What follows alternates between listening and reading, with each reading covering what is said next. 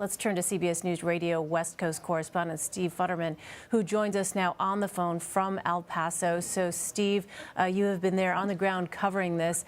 What did you take away from that news conference? Well, I certainly agree with you, Elaine, that what the U.S. Attorney said was quite, I think, enlightening when he talked about what the U.S. government's looking at, as you mentioned, hate crimes, firearms violence, domestic terrorism, which he made it very clear could lead to the death penalty. And he said they are looking at that as a possibility right now. Now, the local officials said that he is going to be charged with capital murder. The district attorney said, quote, "We will seek the death penalty." I also thought it was very interesting to hear them give some details about whether or not a suspect is being cooperative. And they said he is being cooperative. At one point, we asked for clarification, and they basically said, made it sound like he's been telling them everything they've asked. The quote from the district attorney was, "He has not held back."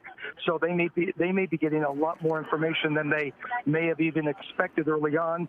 We don't know if he has an attorney. Sometimes, of course, if you get an attorney, your attorney will advise you not to say a thing. So we don't know his legal situation right now, whether or not he has an attorney representing him or someone that's come to assist him. There are still a few unanswered questions, but it does seem, based on the fact that they really insisted that he's cooperating, that they are getting a great deal of information from him.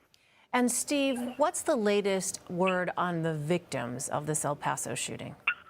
Well, we've not really had a change in that. They did not give an updated number here. The last official numbers we heard, which around 20 hours ago, 20 people dead, 26 people injured. Now, we know from at least one hospital today that they are expecting at least one of the people there who's now in stable condition to be released. Now, that could increase throughout the day, but we also know there are some people who are quite seriously injured, and their prognosis is just not clear right now. So, unfortunately, in a situation like this, when you have critical injuries, the death toll obviously can rise. Everyone hopes it doesn't, but it's a reality.